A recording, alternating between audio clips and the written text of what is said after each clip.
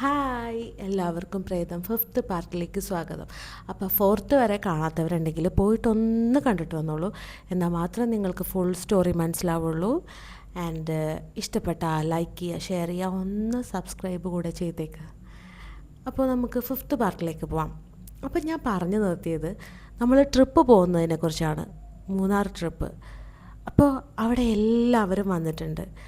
ആൻറ്റിമാരും അങ്കിൾമാരും അവരുടെ മക്കളൊക്കെ ആയിട്ട് ഫുള്ളുണ്ട്. ഒരു 10-22 പേര് കാണും.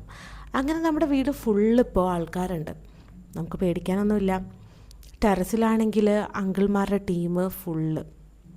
അവരവിടെ ഭയങ്കരമായ എന്തോ ചർച്ചയിലാണ്. പിന്നെ ഗ്രൗണ്ട് ഫ്ലോറിലാണെങ്കിൽ ആൻറ്റിമാരും എൻ്റെ അമ്മയും അമ്മാമ്മയും ഒക്കെ ഉണ്ട്. ഫസ്റ്റ് ഫ്ലോറിലാണെങ്കിൽ ഞങ്ങൾ കസിൻസ് എല്ലാവരും കൂടിയിരുന്ന് ഭയങ്കര സംസാരം. ഇപ്പം നമ്മൾ എപ്പോഴും കാണുന്നില്ലല്ലോ. എന്തെങ്കിലും ഫങ്ഷൻ വന്നാൽ തന്നെയാണ് ഇവരെയൊക്കെ കാണാൻ പറ്റുള്ളൂ. ഇപ്പോൾ എന്തെങ്കിലും ഫങ്ഷൻ ഉണ്ടെങ്കിൽ തന്നെ എല്ലാവരും ഒരുമിച്ച് ഇങ്ങനെ കാണാൻ കിട്ടാറില്ല. ആരെങ്കിലും ഒരാൾക്ക് ജോലി തിരക്കോ എന്തെങ്കിലുമൊക്കെ പ്രശ്നം കൊണ്ട് ആരെങ്കിലുമൊക്കെ ഉണ്ടാവാറില്ല. പക്ഷേ ഇന്ന് ഞങ്ങളുടെ അപ്പാപ്പ ഒഴിച്ച് ബാക്കി എല്ലാവരും അവിടെ ഉണ്ട്. അപ്പാപ്പ മരിച്ചതിന് ശേഷം ഞങ്ങൾ ആദ്യമായിട്ടാണ് എല്ലാവരും ഇങ്ങനെ ഒരുമിച്ച് കൂടുന്നത്.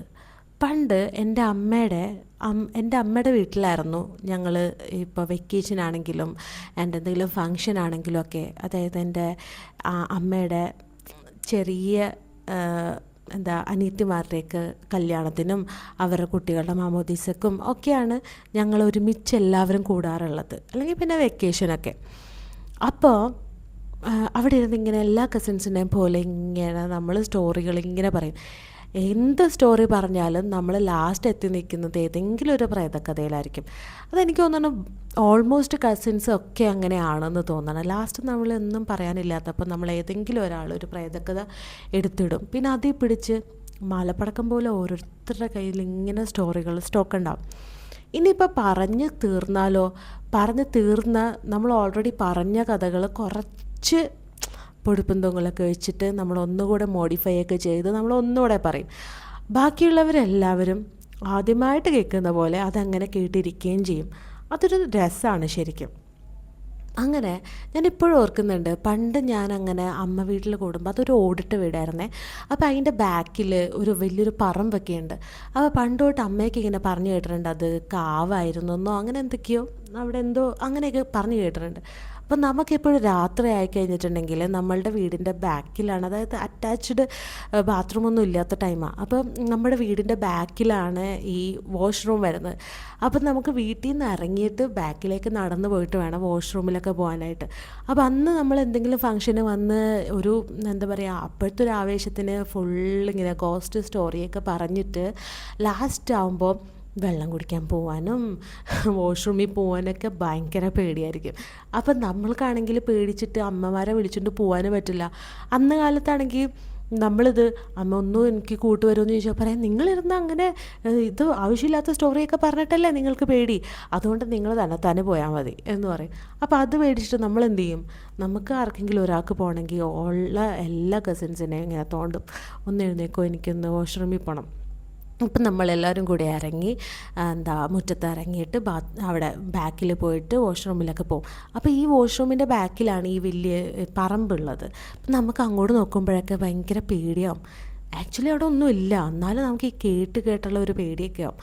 അപ്പം അങ്ങനെയുള്ളൊരു ടൈമിലാണ് ഈ എവിടെയോ ഒരു സ്ഥലത്ത് ഒരു പോത്തുംകാലോ കാളയുടെ കാലോ അങ്ങനെ ഒരു സ്റ്റോറി അന്ന് ഉണ്ടായിരുന്നത്.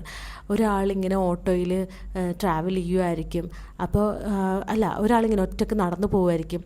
അപ്പോൾ ഒരാളിങ്ങനെ വന്നിട്ട് ബീഡി ചോദിക്കും, ബീഡി കത്തിക്കാൻ തീപ്പെട്ടി ഉണ്ടോ എന്ന് ചോദിക്കുമ്പോഴത്തേക്കും തീപ്പെട്ടി കൊടുക്കുമ്പോൾ ആ കത്തിക്കുന്ന ആ വെട്ടത്തിൽ അയാൾ ഇങ്ങനെ നോക്കുമ്പോൾ മറ്റേ ആളുടെ കാല് ചോദിച്ച ആളുടെ കാല് കാളയുടെ കാലായിരുന്നെന്നും അങ്ങനെ അയാൾ അവിടെ നിന്ന് ഓടിപ്പോയിട്ട് ഒരു ഓട്ടോയ്ക്ക് കൈ കാണിച്ചു. ആ ഓട്ടോക്കാരൻ ഓട്ടോ നിർത്തി. അങ്ങനെ ഇയാൾ ഓടിക്കതച്ച് പേടിച്ചെത്തിയ ആൾ ഓട്ടോയിൽ കയറി കഴിഞ്ഞപ്പോഴത്തേക്ക് ഓട്ടോക്കാരൻ ചോദിച്ചു, എന്താ നിങ്ങളിങ്ങനെ പേടിച്ച് ഓടി വന്നതെന്ന് ചോദിക്കുമ്പോൾ ഇങ്ങനെ ഒരാളെ കണ്ട് പേടിച്ചതെന്ന് പറയും. അപ്പം ഓട്ടോക്കാരൻ വേഗം തന്നെ ഇങ്ങനത്തെ കാലമാണോ എന്ന് വെച്ചിട്ട് അയാളുടെ കാലം ഇങ്ങനെ കാണിച്ചു കൊടുക്കുമ്പോഴത്തേക്കും അയാളുടെ കാലം അതേപോലെ കാളയുടെ കാലമായിരുന്നു. അപ്പോൾ അങ്ങനത്തെയൊക്കെ സ്റ്റോറിയുടെയൊക്കെ ആ ഒരു ടൈമാണ്. അപ്പോൾ ഈ ചേട്ടന്മാരൊക്കെ വന്നിട്ട് നമുക്ക് ഈ സ്റ്റോറിയൊക്കെ പറഞ്ഞു തരും. അന്നത്തെ ദിവസം പോക്കാണ്, എന്നാലും നമുക്ക് ഭയങ്കര പേടിയാണ്, എന്നാൽ പോലും നമുക്ക് ഭയങ്കര ഇൻട്രസ്റ്റ് ഇതൊക്കെ കേട്ടുകൊണ്ടിരിക്കാൻ. അപ്പോൾ അങ്ങനെയൊക്കെ ഓരോ സ്റ്റോറീസ്. പിന്നെ അവരുടെ ഇപ്പോൾ ചേട്ടന്മാരുടെയൊക്കെ ആണെങ്കിൽ ഈ ഫ്രണ്ട്സും ഒക്കെ ഇവർ നമ്മളെപ്പോലെ അല്ലല്ലോ, അവിടെ ഇവിടെയൊക്കെ ട്രാവൽ ചെയ്യും, കുറേ ഫ്രണ്ട്സൊക്കെ ഉള്ള ആൾക്കാരാണ്. നമ്മളന്ന് ചെറിയ പിള്ളേരാണ്. അപ്പോൾ അവർ പോയിട്ട് ഇങ്ങനെ ഓരോ സ്റ്റോറീസൊക്കെ കേട്ടിട്ട് നമ്മുടെ അടുത്ത് വന്ന് പറഞ്ഞിട്ട് നമ്മൾ ഭയങ്കര ക്യൂരിയസ് ആയിട്ട് ഇതൊക്കെ കേട്ടിരിക്കും. എന്നിട്ട് പിറ്റേ ദിവസം തൊട്ട് ഒറ്റയ്ക്ക് ബാത്റൂമിൽ പോവില്ല, ഒറ്റയ്ക്ക് മറ്റേ റൂമിൽ നിന്ന് അപ്പുറത്തെ റൂമിലേക്ക് പോവില്ല. അങ്ങനെയൊക്കെ ആയിരുന്നു. ഇപ്പോൾ അതേപോലെ തന്നെ നമ്മൾ കസിൻസ് എല്ലാവരും കൂടിയിട്ടുണ്ട്. പക്ഷേ ഇപ്പോൾ ഒരു വ്യത്യാസമുണ്ട്. നമുക്ക് വേറെ ആരുടെയും സ്റ്റോറി പറയണ്ട, നമുക്കിപ്പോൾ സ്വന്തമായിട്ട് സ്റ്റോറി ഉണ്ട് പറയാനായിട്ട്. അങ്ങനെ നമ്മളെല്ലാവരും കൂടെ ആ റൂമിലിരിക്കുകയാണ്. അപ്പോൾ ഈ കൂട്ടത്തിൽ അത്യാവശ്യം നല്ല പേടിയുള്ള ഒരാളുണ്ട്. അങ്ങേര് കുറച്ച് ലേറ്റായിട്ടാണ് അന്ന് അവിടെ എത്തിയിരിക്കുന്നത്. അതായത് ബാക്കി കസിൻസൊക്കെ വന്നു കഴിഞ്ഞതിന് ശേഷമാണ് ആളവിടെ എത്തിയിരിക്കുന്നത്.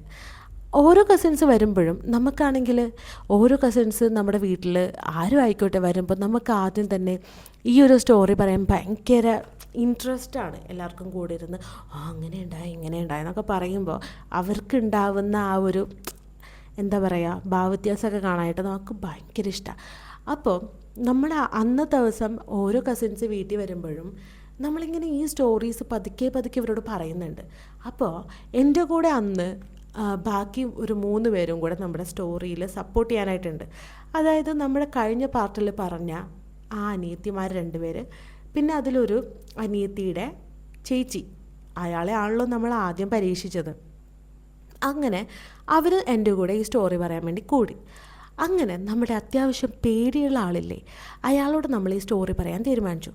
അങ്ങനെ ഇങ്ങനെ പറഞ്ഞ് ഇങ്ങനെ ക്യാഷ്വലായിട്ടിരിക്കുമ്പോൾ ഞാൻ വെറുതെ ഇങ്ങനെ പറഞ്ഞു, എടോ ഇവിടെ പ്രേതമുണ്ട്. ആളത് മൈൻഡേ ചെയ്തില്ല. ആളെ കുറ്റം പറയാൻ പറ്റില്ല. കാരണം ഇത്രയും വലിയൊരു സിറ്റിയിൽ ഇങ്ങനൊരു വീട്ടിൽ ഒരു കാരണവശാലും ഇങ്ങനൊരു എക്സ്പീരിയൻസ് ഉണ്ടാവേണ്ട ആവശ്യമേ ഇല്ല. അങ്ങനെ അങ്ങേർക്ക് ആ ഒരു ഭാവവ്യത്യാസം ഇല്ല, ഒരു പുച്ഛഭാവം. അത് കണ്ടപ്പോൾ ഞങ്ങൾക്ക് ഇത് കൂടുതൽ പറയാനൊരു ഇൻട്രസ്റ്റ്. അങ്ങനെ ഞങ്ങൾ ചുറ്റിനും ഇരുന്നു. അപ്പോൾ ബാക്കിയുള്ള കസിൻസിനും കുറച്ച് കാര്യങ്ങൾ നമ്മൾ ഓൾറെഡി പറഞ്ഞു കൊടുത്തിട്ടുണ്ട്. അപ്പോൾ അവർക്കും ഇത് ഫുള്ളായിട്ട് കേട്ടിട്ടില്ല. അങ്ങനെ നമ്മളെല്ലാവരും ഇരുന്നിട്ട് ഈ സ്റ്റോറി ഇങ്ങനെ പറയാണ്. അങ്ങനെ പറഞ്ഞുകൊണ്ടിരിക്കുമ്പോൾ ആൾക്ക് കുറച്ചൊരു പേടിയും പിന്നെ കൂടുതൽ കേൾക്കാനുള്ള ഒരു ഇൻട്രസ്റ്റും വന്ന പോലെ ഞങ്ങൾക്ക് ഫീൽ ചെയ്തു. അപ്പോൾ ഇത് കൂടുതൽ പറയാനുള്ള ഇൻട്രസ്റ്റും ഞങ്ങൾക്ക് ഇങ്ങനെ വന്നുകൊണ്ടേയിരുന്നു. അങ്ങനെ ആളിതെല്ലാം കേട്ടതിന് ശേഷം പറഞ്ഞു, പിന്നെ നീ എന്നെ ചുമ്മാ എന്നിട്ട് ഇപ്പം ഇവിടെ ഉണ്ടോ? ഞങ്ങൾ പറഞ്ഞു, ശരിക്കും അതിവിടെ ഉണ്ടാവും. ആക്ച്വലി ഇവിടെ പുതിയതായിട്ട് ആൾക്കാർ വരുമ്പോഴാണ് കൂടുതൽ നമ്മളിതിങ്ങനെ കാണാറുള്ളത്. പക്ഷെ ഇന്ന് നമ്മൾ അതിനങ്ങനെ കണ്ടിട്ടില്ല. അപ്പോൾ ആൾ പറഞ്ഞു, പിന്നെ ചുമ്മാ തള്ള്, ഒന്ന് പോടി അവിടെ നിന്ന് എന്ന് പറഞ്ഞതും നമ്മളുടെ മതിലിരിക്കുന്ന സാധനം, അതൊരു ബോൾ ഡെക്കറായിരുന്നു, ഒരു ഫ്രെയിം, അതിങ്ങനെ ടപ്പ് എന്ന് പറഞ്ഞ് വന്ന് വീഴുന്നതും ഒരുമിച്ചായിരുന്നു. ഈ ഒരു വീഴ്ച നമ്മൾ ആരും പ്രതീക്ഷിക്കാതെ ഇരിക്കുന്നത് കൊണ്ട് ഞാനടക്കം എല്ലാവരും അവിടെ കിടന്ന് അലറി വിളിച്ചു. അത് താഴെ വരെ കേട്ടിട്ടുണ്ടാവണം. അങ്ങനെ നമ്മൾ ഈ ഒരു ഷോക്കിലിങ്ങനെ നിൽക്കുവാണ്. ഒരു സെക്കൻഡുകളോളം നമ്മളിങ്ങനെ സ്റ്റക്കായി നിൽക്കുമ്പോഴാണ് താഴത്തുനിന്ന് ഈ ഒരു സെയിം സൗണ്ട്, അതായത് ഞങ്ങളിവിടെ കിടന്ന് ഒച്ചയെടുത്ത പോലെ തന്നെ സെയിമായിട്ട് താഴെയും ആരൊക്കെയോ കടന്ന് ഒച്ചയെടുക്കുന്നുണ്ട്. അത് കേട്ടതൊന്നും ഞങ്ങൾ കൂടുതൽ ഷോക്കായി. അങ്ങനെ നിൽക്കുമ്പോൾ ഒരു സെക്കൻഡുകൾക്കുള്ളിൽ, അതായത് ഒരു 5-6 സെക്കൻഡുകൾക്കുള്ളിൽ ഈ താഴെ നിന്നിരുന്ന എല്ലാവരും ഓടി മേളിലെത്തി. ഞങ്ങൾ അങ്ങോട്ടും ഇങ്ങോട്ടും പറയണം എന്നുണ്ട്, ആര് പറയും? അങ്ങനെ ആൻറ്റിമാർ പറഞ്ഞു തുടങ്ങി, ഇങ്ങനൊരു സംഭവം താഴെ ഉണ്ടായി. അതായത് ആൻറ്റിമാർ താഴെ, അതായത് നമ്മുടെ ആദ്യം ഇത് കണ്ടുപിടിച്ചൊരു ആൻറ്റി ഉണ്ടല്ലോ, നമ്മുടെ വിൻഡോയിൽ തട്ടിയ ആൻറ്റി, ആ ആൻറ്റി ബാക്കിയുള്ളവരോട് കഥ പറഞ്ഞു കൊടുക്കുകയാണ്. കൂട്ടിന് എൻ്റെ അമ്മയുണ്ട്, അമ്മാമ്മയുണ്ട്. അപ്പോൾ ഇവർ 3 പേരും കൂടെ ബാക്കിയുള്ള ആൻറ്റിമാർക്ക് ഇങ്ങനെ പറഞ്ഞു കൊടുത്തോണ്ടിരിക്കാം. ആ സമയത്താണ് നമ്മൾ മേളിൽ കഥ പറയുന്ന ആളില്ലേ, നമ്മുടെ കസിൻ, അതായത് കുറച്ച് പേടിയൊക്കെ ഉള്ള കസിൻ. ആ കസിൻ്റെ അമ്മ പെട്ടെന്ന് പറയുന്നത്, ചുമ്മാ ഇത് നിങ്ങൾക്ക് തോന്നുന്നതല്ലേ എന്ന് പറഞ്ഞതും അവിടെ ഇരുന്ന ഒരു ഒരു പോട്ട് പോലെ ഒരു സാധനം, അതെന്താണെന്ന് ഞാനിപ്പോൾ കറക്റ്റായിട്ട് ഓർക്കുന്നില്ല, അത് താഴെ ടം എന്ന് പറഞ്ഞ് വന്ന് വീണു. അത് വീണത് ആൻറ്റിയുടെ അടുത്താണ്. അതായത് ആ സാധനം ശരിക്കും വീണിട്ടുണ്ടെങ്കിൽ താഴെ അതിൻ്റെ ജസ്റ്റ് താഴെ തന്നെ വീഴാം. പക്ഷെ അങ്ങനെയല്ല അത് വീണത്, ഒരാളെടുത്ത് എറിയുന്നത് പോലെ. അതിപ്പോൾ ഒന്നുകൂടി ക്ലിയറായിട്ട് പറഞ്ഞാൽ നമ്മുടെ മണിച്ചിത താഴിൽ ഗംഗ എടുത്തെറിയില്ലേ, അതുപോലെ. അപ്പം നിങ്ങൾ വിചാരിക്കും അങ്ങനൊരു ഗംഗ ഞങ്ങളുടെ വീട്ടിലുണ്ടെന്ന്. അങ്ങനെ ഒരാളില്ല, പിന്നെ അതെങ്ങനെ വീണു? അപ്പം ഇത് വീണതിൻ്റെ ആ ഒരു ഷോക്കിലാണ് അവരവിടെ കിടന്ന് അലറി വിളിച്ചത്. അങ്ങനെ അവർ മേളിൽ വന്ന് പറഞ്ഞപ്പോൾ ഞങ്ങളും പറഞ്ഞു, ഇങ്ങനൊരു സംഭവം ഇവിടെയും ഉണ്ടായി, അതുകൊണ്ടാണ് ഞങ്ങളും ഒച്ചയെടുത്ത് കരഞ്ഞത്.